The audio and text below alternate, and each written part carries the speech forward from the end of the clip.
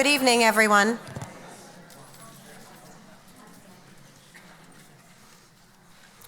Welcome to this evening event in relationship to women arts and social change. Our new public programs initiative here at the National Museum of Women in the Arts that highlights the power of women and the arts to be catalysts for change. I'll take off my glasses and just, it doesn't help any. Maybe we'll pull up the lights in a little bit, but how many of you have been to a Fresh Talk before this year? Okay. And how many of you, is this your first time at a Fresh Talk? Great, perfect, wonderful.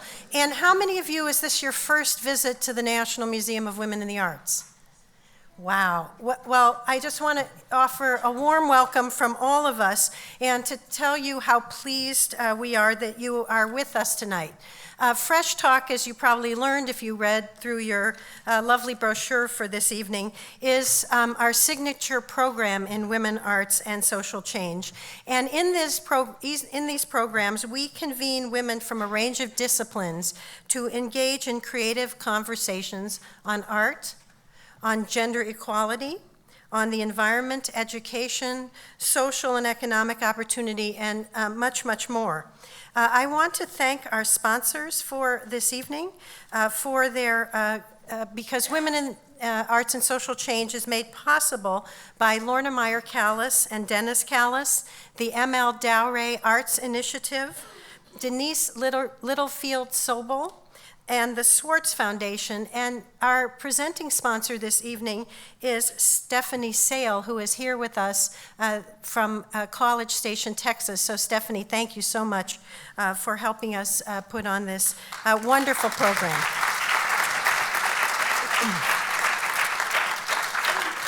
I also wanted to mention that our next talk is called Women on Wheels, Can a Bicycle Be an Agent of Change?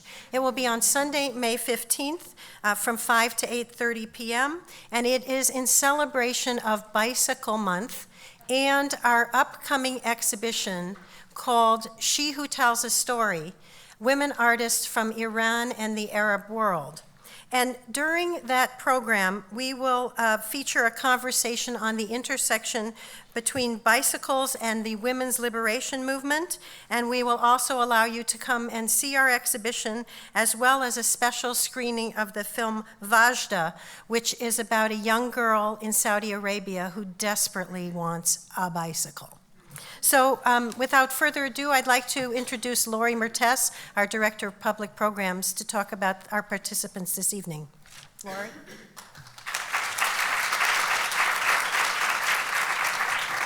Good evening. Welcome.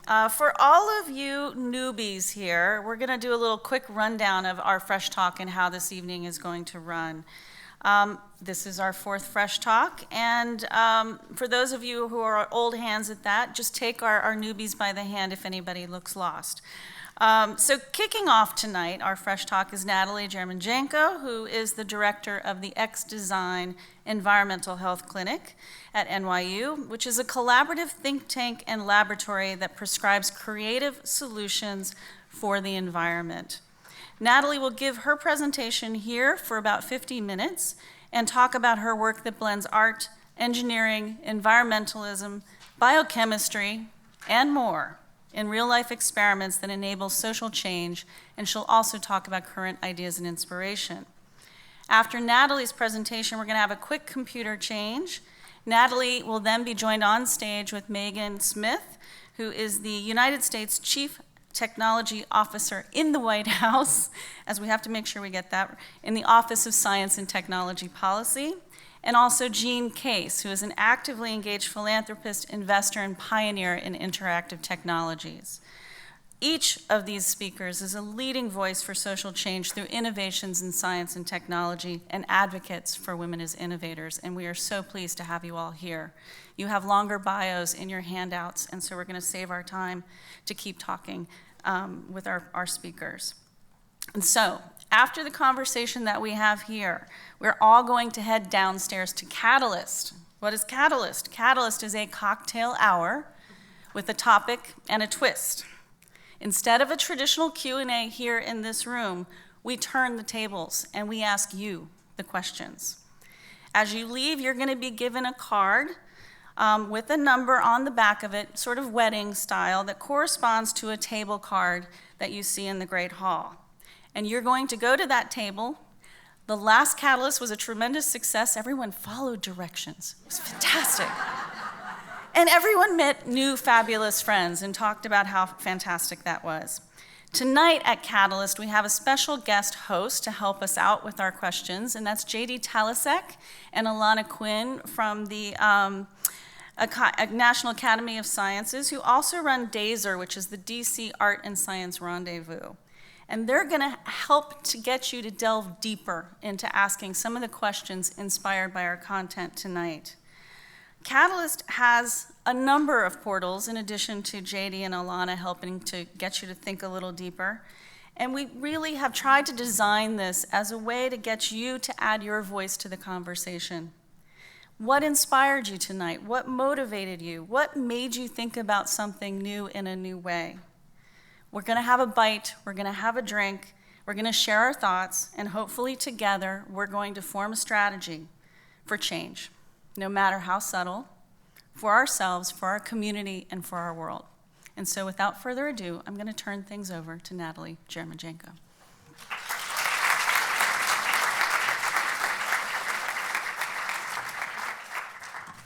I could say what a great honor it is to be here, and it is, but I think we're going to get to talk about that later. And I just wanted to, if you remember one thing when you leave here, this is the one thing I'd have you remember.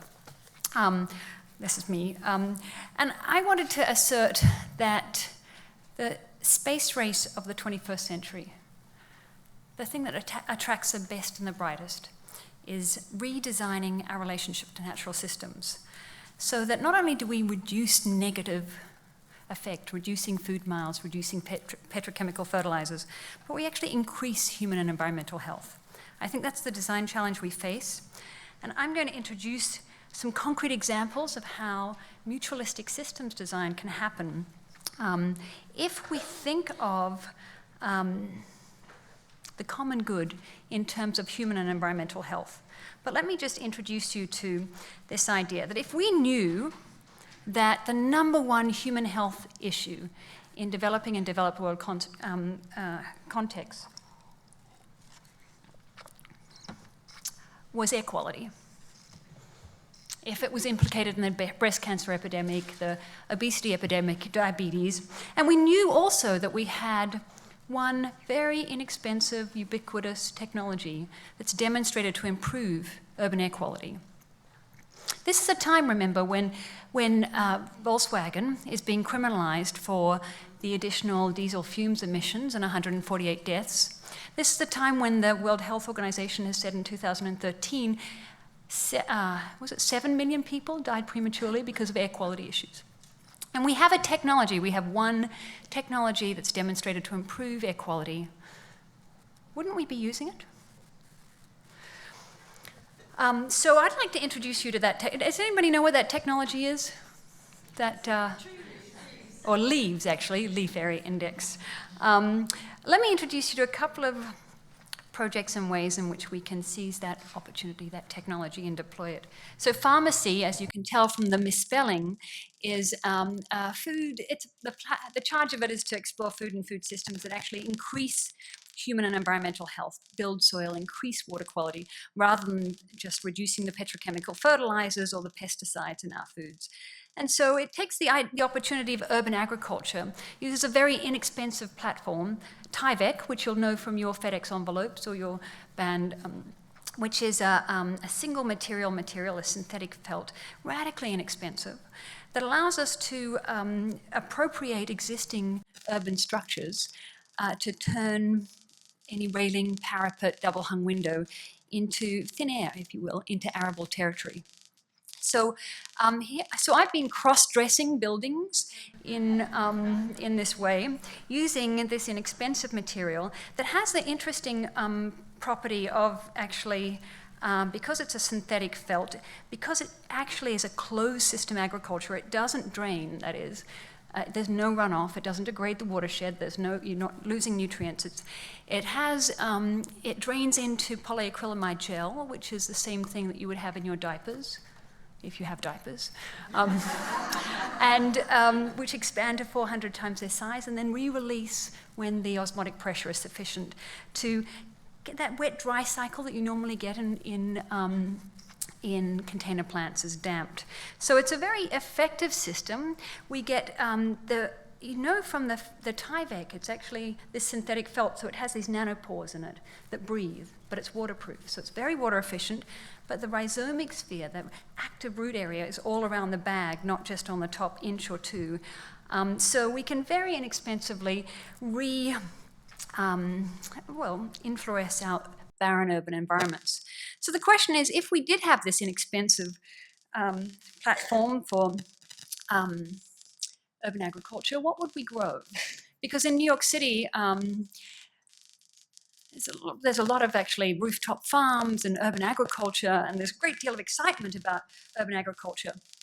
The problem is that the rooftop farms, Brooklyn Grange, they actually have formed another company because they've got hundreds of volunteers, hipsters who want to work on the urban farms, right? It's a really cool thing.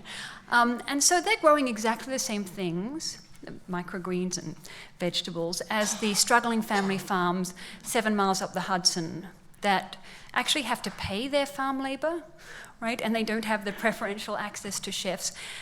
I would argue we don't want to be undermining and undercutting the very rural food shed we seek to support. We have to have a non-compete agreement. So if we were to incentivize this, integrating vegetation into the urban environment in this ubiquitous way, we'd have to have an urban agriculture system that was high nutrition value, of course, high commercial value, and highly perishable, non-distributable goods, right? So what would that be? I'm giving you the answer, yes. Flowers are the most nutrient-dense foods we know of, right? They're high color, signals potent antioxidants, powerful phytochemicals. The problem is that we don't know how to eat flowers apart from sticking them on a cupcake or sprinkling them on a salad. And so, for instance, the black pansies here, very dense colors. They're the blackest flowers we know of. But they lose their delicate volatiles within a couple of minutes of picking them. So we flash infuse them into vodka to make the best black pansy vodka in the world. In fact, the only black pansy vodka in the world. So I can make that assertion. But we explore what perishable foods, that big cultural shift that we're in the midst of right now, where we're revising our view of food as energy that we burn, calories, to nutrients, right? The shift from calories to nutrients. And that's a big cultural challenge because we have to rethink our food and food systems that have been designed around distribution and shelf life, as opposed to nutrition and perishability. So this inexpensive platform for pharmacy, ag bags, allows us to take these barren urban environments and really cross-dress them. We could, for instance, take the front door to New York City or Washington, D.C., and say, dear Mum, I'm putting some flowers here to greet you.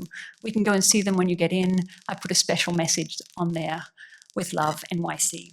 Right, we can take small 5-foot bags and each collectively participatory way take a very compromised air quality context like the airport and infloresce it.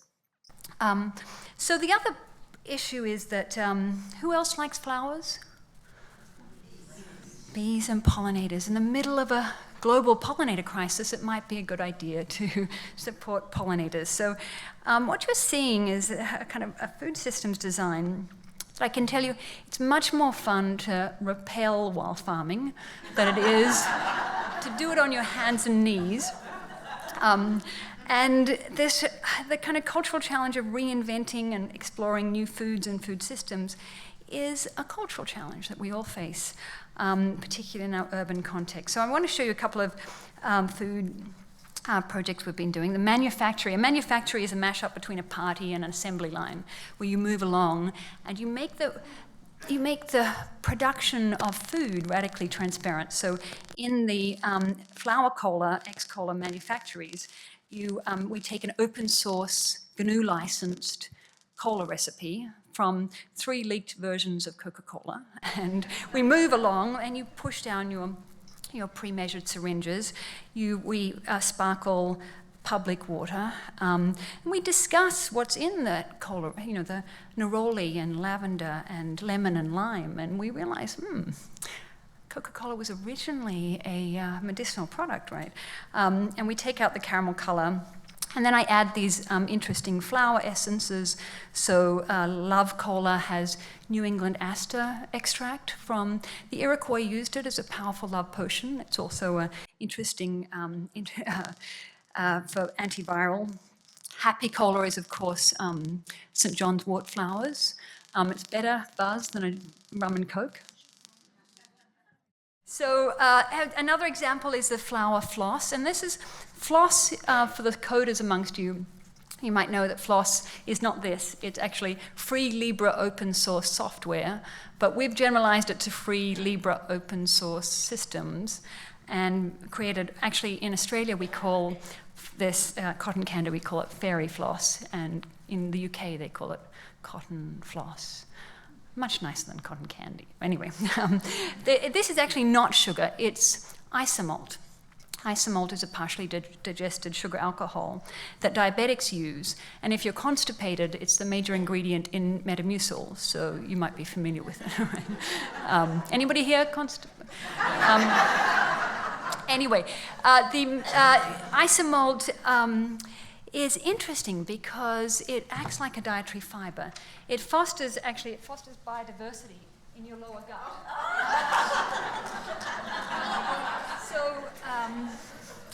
So we're actually understanding that we're a mutualistic system, right? This idea that we can sprinkle it with bee pollen, sprinkle it with these delicious edible flowers and high-protein bee pollen, and then stick a color-changing LED in the middle to make a taste of a biodiverse future, and actually an interesting kind of carnivalesque food that I call a good. That good is something that when the production and consumption of it actually increases biodiversity in your lower gut and in your local neighborhood, right, whereas you foster and support these. So the manufactories have been a great deal of fun, and they make, really industrial commercial food production is slave labor conditions, right? And we've got to reinvent and make food production radically transparent to address and rethink how we produce food and to whom it's accountable to. So there's a lot of good things about the manufactories, except the problem is they don't work. So I've done a lot of them, and it turns out that educated people like you can't manage to press down the syringe very well, or put the label on, straight. And they spill things, and they talk, and they lie, and it's a mess. And I realized that low-skilled assembly line work, food assembly line work, is not at all unskilled. So I decided for these manufactories to explore these new food systems that have transparency and accountability, and that we needed Oompa Loompas. So I formed a new musical theatre group called Child Labour. And so now children perform in musical but efficient assembly lines and sing about the international trade relationships. And actually we're putting the cola back in cola. This is the new number we've been working on. If we take the cola nut extract, which of course in West Africa was the party drug, and the reason why all these sugary caffeinated drinks are called cola is because the original source of caffeine was from cola. But cola nut has 200 other phytochemicals in it, and it's the only forest-based agricultural product that is sufficiently high value that when we import this cola nut extract, it provides income and incentive for the forest edge dwellers to not clear cut the forests for palm oil. So singing about putting the cola back in cola is the last thing we've been working on. And this idea is that, of course, the children sell these good goods to their loving community and their adoring parents. And instead of trucking around flavored bottled water, in the colonomics, it's a very profitable thing to sell flavored water, public water back to the public, as Coca-Cola and Pepsi-Cola can testify. Oh. With the child labour troops, we're actually reinvesting that profitability back into the pedagogical resources as the kids build these robotic arms that actually do the percussion and they do the labour, and think about what the future of food might be. And so I want to show you the food and food systems are really an interesting point of to re-invite our creative agency. I'll give you a couple of other examples. The wet kiss is a marshmallow for kissing a frog, formerly known as Prince. It has cognac, lime juice, Turkish pepper, and Jalavidum and Vilocin. Jalavidum, you might not know, is a ubiquitous wetland bacteria. And when it's found on the microbial community on the skins of amphibians, of frogs and salamanders, they actually seem to be protected from the deadly chytrid fungus, which is one of the big culprits in the biggest species extinction crisis since the dinosaurs. When you bite into this marshmallow, your lips are inoculated with that Jalavidum. So you're equipped to kiss a frog and protect it from a deadly chytrid fungus, right? And there's all sorts of other murkish delight lures. This is the paper on how we can bioaugment the soils with cutaneous bacteria to protect amphibians. And in fact, this whole idea that we can design food and food systems, not that they just reduce the food miles or the negative damage, but actually increase our human and environmental health, is really the fundamental thesis that I want to drive home today. I'll just give you one other example of the buffalo fish. Actually, I'll skip it. I'll come back to. I want to show you. So I've done a lot of academic work, as Megan can testify. We, in the better part of 3 PhDs, and it was just a couple of years ago I came across this interesting fact that floored me, and I think is the most important thing I've learnt in the last, 40 years. I'd heard a lot about predatory pressure, parasitism. I'd studied evolutionary theory and philosophy of biology, doctoral work at Stanford. I'm really interested in the dynamics of natural systems. And competition for resources, parasitism, predator-prey relationships. You've heard all about this, right? I'd heard about mutualism, which is a subset of symbiotic organisms we call mutualists, right? That all parties benefit. They don't just live beside each other, symbiotes. They actually benefit. They live longer. They breed more. They do better in each other's presence than not. But I'd never heard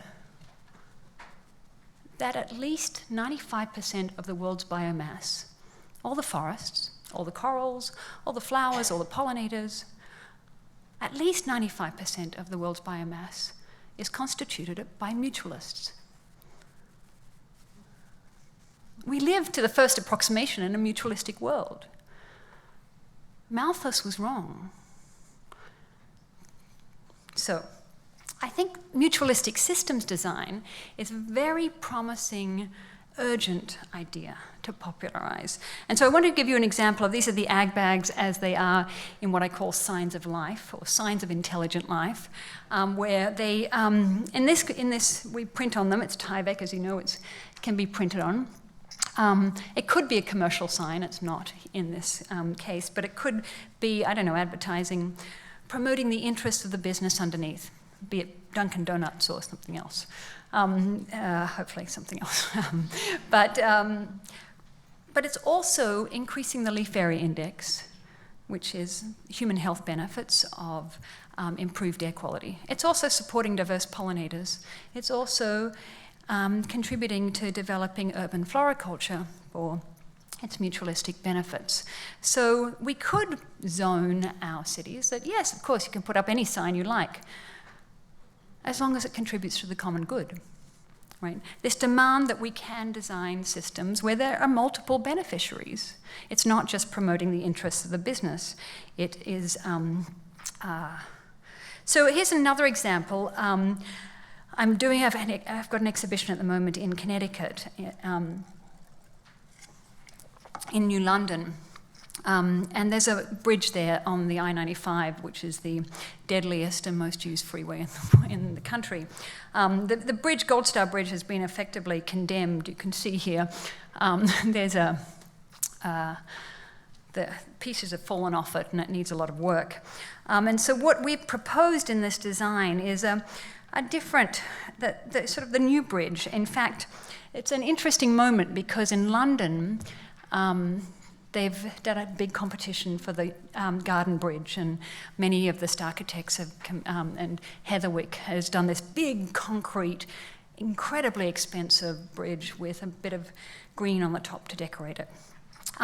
In New London, they also have a river called the Thames River, they call it, not and so we're proposing in New London the new Garden Bridge, which in fact is the Gold Star Bridge, that has on it these invitational nests, which take the horizontal synchronous oscillation that wears out the bearings of bridges and dampens that by creating a invitational nest for the ospreys and the bald eagles that live in the area. We use mussel ropes to cultivate underneath. Those mussel ropes, you'll see later, actually generate clean energy, but they also, of course, are the heavy lifters of water quality improvements and produce a material that's very good to mix up with lime and to make cement to rebuild the bridge while improving air quality. And with the ag bags integrated into the bridge existing structure, with no additional structure, we can actually, by a factor of 10, capture the ultrafine particulate matter that's generated on that bridge. So now the demand for bridges is not just to be a route from A to B, or but to kind of reimagine what they are as they must contribute to the common good, right? They must, or they can generate clean energy, increase habitat, provide habitat, improve water quality, improve air quality, and, of course, be an icon, as they are. So this idea that we can rethink what our shared infrastructure is, that we can reimagine our infrastructure, our food systems, our distribution systems, our energy systems, our data systems, so that they not only just reduce our negative harm, so we reduce our energy use and reduce our waste and reduce our negative, I call it sustainability, that idea of I think it's dead. Sustainability is dead. I think with mutualistic systems design, we can demonstrate that we can reimagine and redesign our infrastructure so it actually increases biodiversity, increases air quality, increases human and environmental health, right? It's necessary but not sufficient to reduce our negative damage. So, by way of introduction, I run something called the Environmental Health Clinic at NYU, and I framed my practice in this way of using health as the measurable, the best metric that I can find for the common good. So the Environmental Health Clinic works like a health clinic. People come with environmental health concerns as opposed to medical health concerns.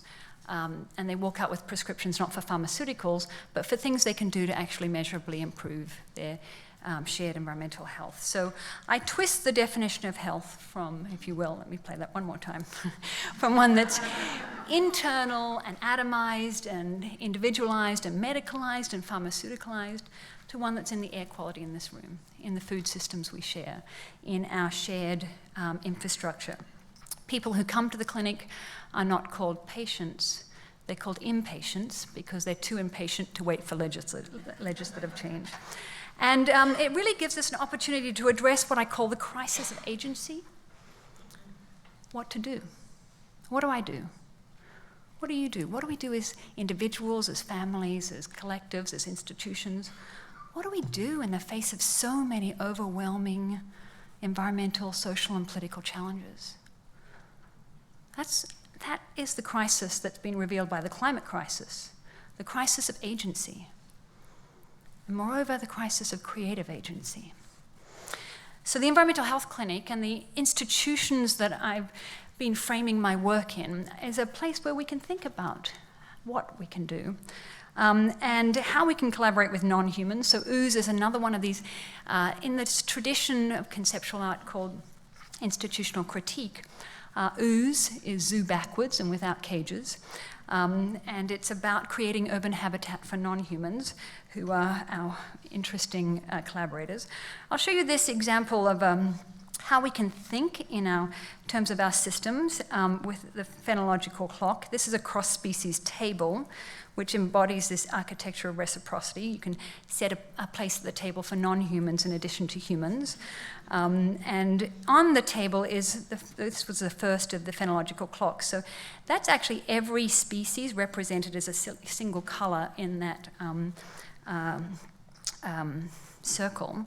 And that's mapped onto a January through December clock face. And when things bud, bloom, emerge, or migrate, the color turns on, right? So we can see the internal circles are flowering perennials, and those exquisitely temperature-sensitive blooms that now bloom a week or 2 or 3 later. Those insectivorous resources that depend on caterpillars and the insects that depend on those flowers, they get screwed because, because those blooms and flowering perennials are changing. Of course, the baby birds, the fledglings, the next set of arcs are critically dependent on those caterpillars. They've been timed to come out when the large biomass of caterpillars comes out. And then, of course, the biggest manipulator of land use after human agriculture is seed rain from birds. So the trees get, so you can see the rippling effects of this, of a dynamic ecosystem. This is 85 species in West London, exhibited in the Victoria and Albert Museum last summer. And it really is about rethinking how we represent time. I just want to show you quickly this idea, which is fundamental to my work, of convivial learning. So here's a guy who's figuring out what that means. It doesn't take him very long. And the first thing he does is go and show off his knowledge, right? This kind of convivial learning is what you're about to do after this discussion, right? We learn from each other. That's the radical pedagogy that is the basis of social and environmental change. So this idea that we can actually reimagine time, not as empty and mechanistic and pendulums and crystals and nowhere and everywhere the same, but as seasonal and dependent on the actual, sensual experiences of the changing seasons, that time, these fingerprints of local ecosystems can be reimagined, that we can turn and update our definitions of time to turn our attention to natural systems. Because, of course, how we interact with natural systems is redesigning and reimagining those relationships is our shared challenge. So let me show you a couple of examples of how, I put this one in here. So this is actually a new project called the Bike Messenger, where we collectively produce these hot-rodded bikes, if you will. I've got a lot of bike projects, so I'm coming back. But this one is a persistence of vision display that we put on the bicycle wheels. And then as you go through the intersection, there's software that we've written that geolocates the information. So as you go through the intersection, you can see the traffic fatalities that have been at that intersection, 60% of those being pedestrians as opposed to cyclists. So this idea that we can use, I think I've got a video here of the workshop where Mexico City, we've been building these. And we create something between a mashup of a local newspaper and a college radio, if you will, where we decide where and what information to put in our local community. As you ride along the bike path, the seahorses that live off the coast jump up onto the wheels. The kid that was killed at the intersection just a couple of months ago in Connecticut College, his artwork appears whenever we go through there. So this idea that we can collectively rewrite and reimagine and change our media systems to produce a very local media, if you will. I want to jump through these. This bike stand desk I'm just doing. Let me show you a couple of other older projects about updating the technologies for non-humans. This is something called the perch, which is a perch. It's a handy perch for a bird to come along and land on. And when they land on it, it'll say something like this. Here's what you need to do. Go down there and buy some of those health food bars, the ones you call bird food, and bring it here and scatter it around. There's a good person. So these are, if you will, these are devices for birds to experiment on people. They can bounce around and see which, best, solicits cooperative behavior from those people below them. And I exhibited this at the Whitney Biennial about, 8 years ago or so, maybe longer. The interesting thing, there was 6 different perches, each had a different argument. My favorite was the cell tone, the copyright dues for the cell phone ringtones, borrowed from birds. And but the birds actually had a different idea. About 5 to 1, more than 5 to 1, they decided this was the most persuasive perch. Tick, tick, tick. That's the sound of genetic mutations, of the avian flu becoming a deadly human flu. Do you know what slows it down? Healthy subpopulations of birds, increasing biodiversity generally. It is in your interests that I am healthy, happy, well-fed. Hence, you could share some of your nutritional resources instead of monopolizing them. That is, share your lunch. So a little bit of Biology 101 from the pigeons to explain what we now know well with this. I just got a note from the Zika virus about not traveling. The zoonotic diseases are a huge threat to Ebola, avian flu, swine flu, coming from how we coexist with non-humans. And we don't have to create these cauldrons of pathogenicity where in pig farming or chicken farming, you put many genetically similar organisms in stress conditions without UV light, and you've got, in a wild condition, if a virus is too pathogenic, if it kills the organism too quickly, it won't propagate, right? But we've reversed that, and we can, of course, redesign that. These are public toilets for pigeons, by the way, which is, I think, the interesting thing. So let me show you, does anybody here know that moths are attracted to light? We know this, right? Why don't we design our urban lighting as if we know that? Why do we sacrifice thousands and thousands of organisms every night? The Moth Cinema is exploring an alternative in the form of a cinema. So this is a silver screen that hangs in a park or on a facade of a cultural institution like this one. That light that illuminates the screen attracts moths. But instead of being bedazzled and fried, they find a moth garden that's filled with host plants and nectar plants. So they bounce around casting dramatic shadows, playing out their nightly dramas, their love triangles, their adventures. And what we see, this is the first lunar moth seen in 40 years in New York City when we put it up there. And this is in MACBA, the Museum of Contemporary Art in Barcelona a couple of weeks ago, where we can animate the facades and recognize how much we are interdependent with these organisms. So I recently did this in the V&A, again in summer of this year, setting up moth cinemas there, but also actually making them venues for new composition. So in addition to, they need music, right? To suspend our attention, these silent films need musical accompaniment. So I've been commissioning nocturnes, meditations on the night, melodically driven music, which it's a little bit difficult for you to play them. But these have become the first cross-species concerts because see that little ultrasonic speaker down the bottom? I'll just come back to it. But these are these things. So we play the nocturnes that I've been composing and commissioning. We transpose them in real time into the ultrasonic spectrum so the moths can hear them. Right? We'll see if the moths like the music. Right? Moths, of course, have incredible hearing because they co-evolved with bats. Butterflies are deaf, but moths hear with their entire thoracic chamber and maybe have the best hearing of all. So we can see if they like the music. But moreover, by jamming the ultrasonic spectrum, by playing this music in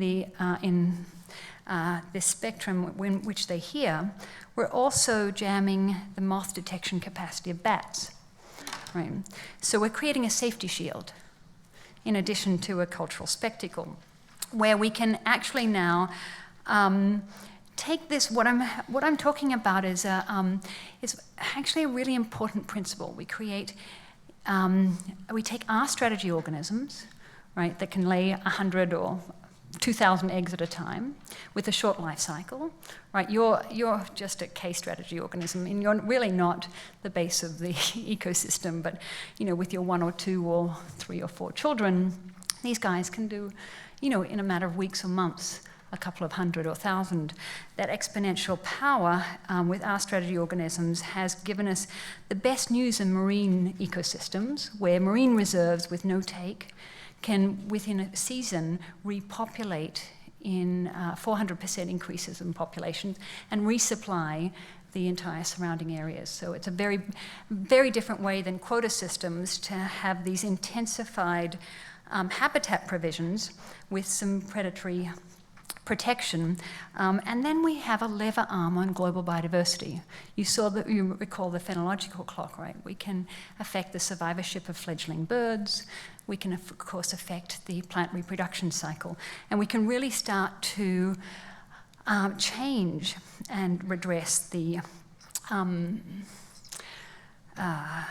our global biodiversity with very inexpensive and simple strategies. The butterfly bridge I'd like to show you is a bridge for butterflies. Instead of smearing them on your windscreen, you can, urban biodiversity is characterized by patches of healthy habitat, but we can connect those so that the butterflies are attracted to not these burly men, but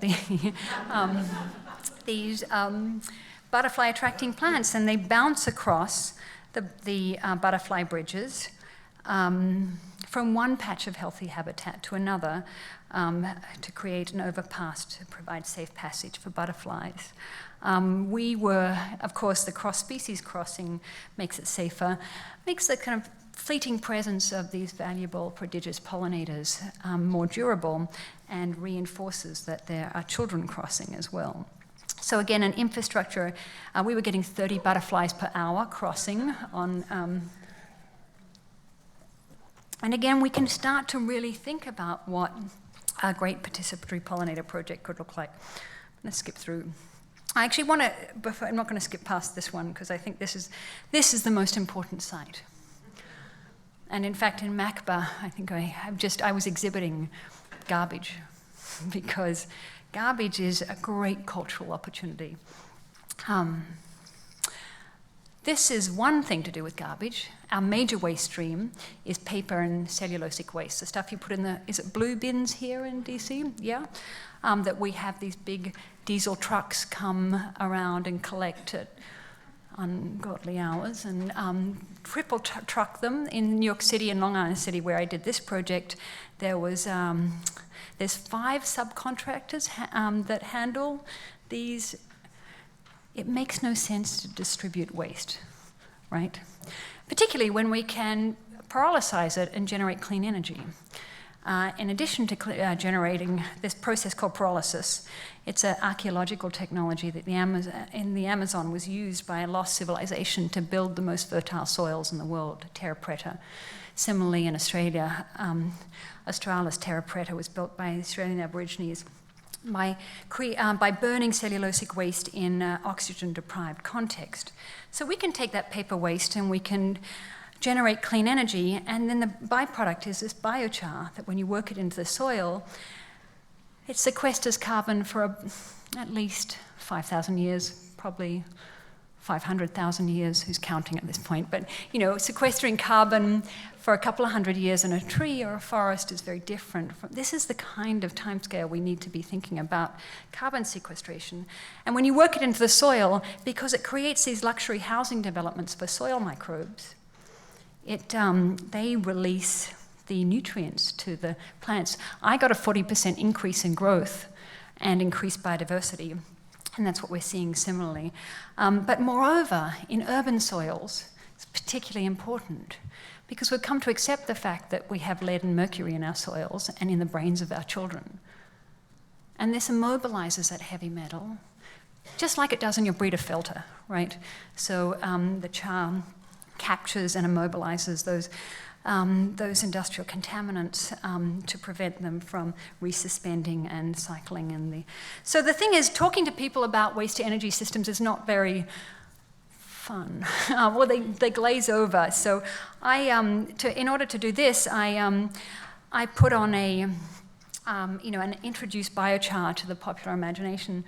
I got a salsa DJ and a barbecue area, and we had a biochar to discuss how we could actually generate, how much energy we could generate. So with just the paper waste of Long Island City, we could supply energy for all the domestic lighting, commercial lighting, and public lighting with additional energy left over. So we started to think about, and it improves soil and sequesters carbon and reduces the industrial contaminant load. Okay. I'm going through this. I was going to introduce you to some sports, but I'll come back to rhinoceros beetle wrestling. But this is a head-mounted display for wrestling rhinoceros beetles. A very important new sport that, of course, like everything else, demonstrates we don't have to use sports to play on toxic turf that degrades. We, of course, need to design sports that improve human health and environmental health, like rhinoceros beetle wrestling, which scales human forces to rhinoceros beetle scale and beetle forces to human scale. And so I normally challenge these icons of masculinity to wrestle their sports. But lots of interesting sports. This one is particularly, you can even get boys hula hooping, interestingly, with this exercise, the clinic, environmental health clinic exercise training program, which one of the favorite things is core body conditioning for the six-pack. I'm not going to show you my six-pack. But the best thing for core conditioning is hula hooping, right? And we fill our hula hoops with New England wildflower seeds, so we're spreading perennial resources for those valuable pollinators. And of course, you're much more likely to go back next Saturday and see what's sprouted, what's coming up, the effect that you've had. The Tree Office is another project similarly to redefine our relationship to non-humans. It's not a tree house, it's not an enclosure, it's actually a tree office. It's about display and transparency and productivity. The conceit of the tree house, it has high-speed internet and locally generated power, biochar, for instance, but it's owned and operated by the tree. The tree is the landlord, right? This is the one in Berlin. This is the original tree that owns itself. You think it's a new idea, but in fact, in 1832, Colonel William Jackson decided that the tree he loved and the 8-foot by 8-foot plot around it, he would will it to itself. Unfortunately, that tree died, and so the Junior Ladies Gardening Club came along in 1946 and replanted an acorn, a scion of that tree, back in the 8-foot by 8-foot plot.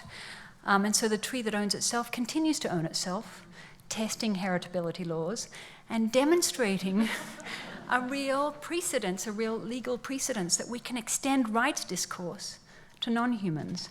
And in fact, there's a huge movement with Indigenous people.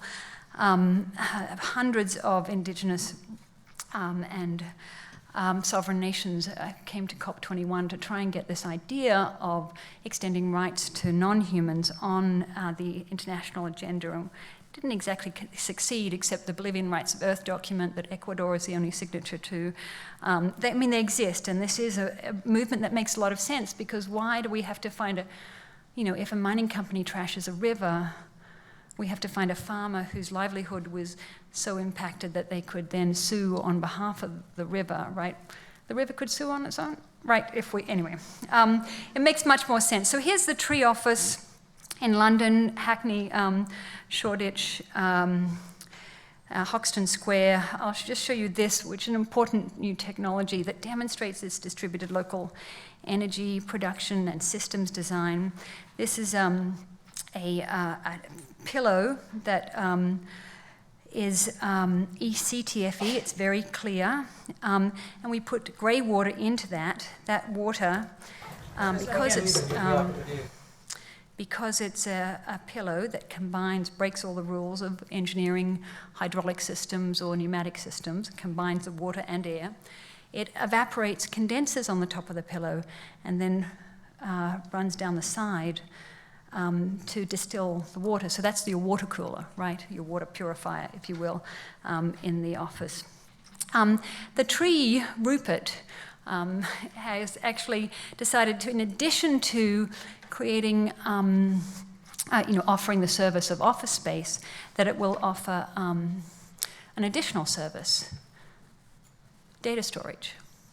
And in fact, I'm working with students at the moment to popularize this tree cloud data storage, where we take actually the infrastructure of the time. So the cloud services and internet services are the fastest growing sector of the digital economy. Unfortunately, they're also more polluting than the entire airline industry combined.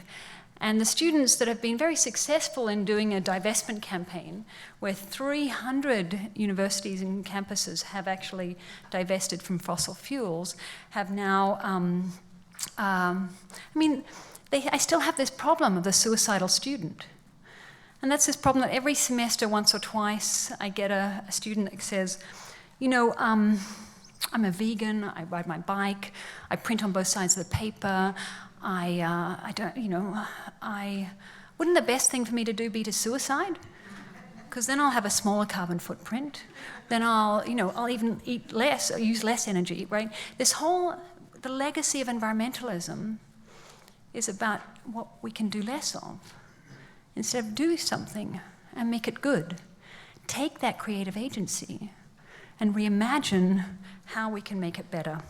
So tree cloud data storage says, well, it's okay to fight the bad guys or the same ones you plug into and are probably going to get a job with, but maybe we can reinvent our current infrastructure where your Instagram posts are going, where your Facebook posts are going, and actually drive that on the paper waste and the food waste of a campus. So the two major waste streams are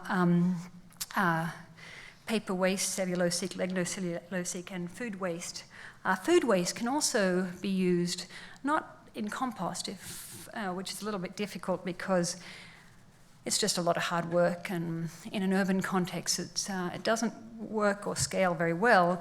If we use anaerobic digestion, borrowed from the pig farmers who make these pits of sometimes exploding pig poop pits, right?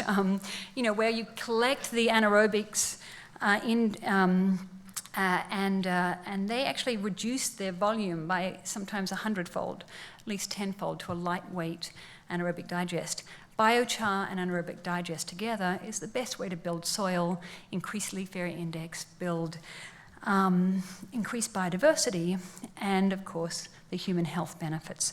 So we can design tree cloud data storage, coupling the most critical indicator of human health improvements, the best proxy for biodiversity, leaf area index, measurable, with the fastest growing sector of the digital economy to make infrastructure that actually improves, drives the increase and improvement of our human and environmental health. So here's the first hacked pyrolytic oven. Some of you might have some fancy self-cleaning ovens. They do pyrolysis, right? So you can hack them to actually process your paper waste into clean energy and biochar. in case you... And so at Connecticut College, we are driving the first tree cloud data storage, which is a wonderful opportunity. And these are bet coins. I just want to introduce you to the idea of bet coins, because I'm teaching, I've just been, actually thanks to Megan in Berlin, working with refugees to think about how we can redesign food systems and energy systems, and developing a certification as an environmental health pharmacist or environmental health clinician or a florista. So these different certifications that I'm also teaching to my students at NYU. And I asked them to bet against whether or not they would actually build a better waste-to-energy system than the refugees, the Syrian refugees in Berlin, with no resources and no cultural capital, not even a language. Funnily enough, those students bet against themselves, every single one of them. They thought that the refugees would have a better chance of transforming their local energy systems than they did, which I found really disturbing, because I think we can take this technology and really redesign our relationship to natural systems. I'm going to finish in one more project, which is not the hot-rodded feral robotic dogs. It is actually the Cuban mussel crisis that I wanted to introduce you to, because these guys are the heavy lifters of water quality improvements. And I've been working with them for a while. Collaborating with non-humans is wonderful, actually. And so I take these organisms, and I've been building a mussel choir. And mussel choir is, of course, a mussel that has Hall effect sensors on it, so we can tell the gape angle as they open and close. That tells us a lot about water quality, right? Because anything that happens on the terrestrial ecosystem ends up in the mouths of mussels. Mussels speak the truth. And I'll tell you something interesting. The paper that just came out recently looking at the persistent organic pollutants in the mussels in the main port of Havana have a lower concentration of PCBs and all the persistent organic pollutants than in the breast milk of American women. They're practically pristine. And the macrological diversity in the northeast, New England, in this area, is actually greater than all the other continents combined. 2 places in the world have this extraordinary marine and freshwater mussel diversity, and that's in this area and in Cuba. And so you can imagine that the Cuban mussels are quite worried as because here we've lost more species, in fact, than amphibians in mussels. These incredibly, these are the heavy lifters of water quality improvements. This is the mussel choir on tour, the mussel rock band, if you will. So I take the gape angle, that opening and closing. If they're clammed shut, the water quality is pretty terrible. If they're flapping, it's a panic. But their gentle opening and closing tells us a lot about water quality. I convert that into song, and the next question might be, well, what would a mussel choir sing?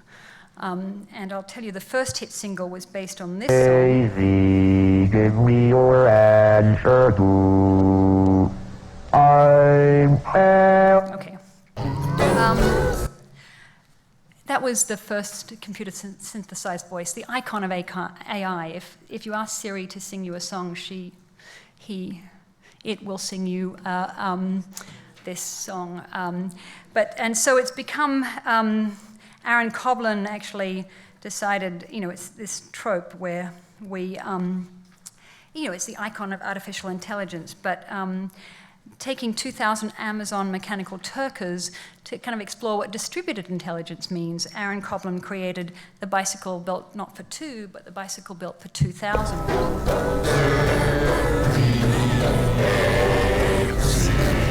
So that's, 2,000 Turkers going, and being mixed in. A kind of cynical view of distributed intelligence, I would say. So this mussel choir, their first hit single, was not a bicycle built for 2 or a bicycle built for 2,000, but a bicycle built for too many. And so here they are in the Venice Lagoon where they were singing away. Actually,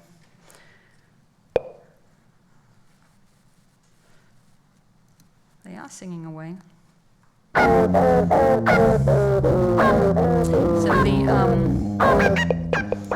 the muscles are set, their pitch and their depth are mapped together, and they're singing away. Anyway, they've got more songs coming out. I would like to finish with this idea of the Cuban muscle crisis, to say we can actually intervene and create the kind of technical and cultural exchange that we would like. Cuba and US relations with the human slave trade and the sugar trade, terrible history that really does need us to reimagine what that trade could be like. The first US company to set up manufacturing there is a tractor company. Despite the fact that, Iceland, for instance, for 50 years, they've mapped their soil fertility, and they've degraded the entire island continent's soil since they introduced the tractor, because they used to capture the snowmelt and the minerals, but the tractors didn't like the soggy ground, so they did a different sort of irrigation, and so almost they've stripped their soil. But similar-sized Cuba tractors are not the best we can do. The peer-to-peer is an alternative to upgrade the onshore line, if you will. It looks like this. It's a pier I've designed. And a pier is an open handshake to re-explore what the onshore line might look like. So we're trying to build one in New York and one in New London and potentially one in Cuba, which has piers that look like this currently. And we have piers that look like this currently. So in the more extreme conditions, we really have to reimagine our own infrastructure collectively. So do we go this way, where we increase the rigidity of mass and the tremendous expense, and this whole metaphor of coastline defense, where we get heavier equipment and larger concrete pylons, or do we paradigm shift from rigidity and mass to buoyancy and tension, where we use ropes and a submerged buoy and helical anchors as our pylon, and we get about 100 times the strength and at least 1,000 times less expense per linear foot of pylon. Not only that, you remember those transparent pillows, right? That allows all the sun to come through, which means the photosynthesis, the algae, and the muscle food happens. Those muscles, the biooscillators on the muscle ropes, the conventional way of doing muscle cultivation, swing in the tide and generate clean energy. It distills and desalinates water. It has no rigid members, so it doesn't pick up in the case of a storm surge like it did in Far Rockaway Beach, where it became the battering ram, right? And the Army Corps of Engineers came along and put that boardwalk, that rigid thing, right back where it was, reloading the gun, if you will. We can reinvent our technical relationships. We can design infrastructure so it increases water quality, generates aquaculture, generates clean energy, and provides an icon of a biodiverse and tasty future. Thank you.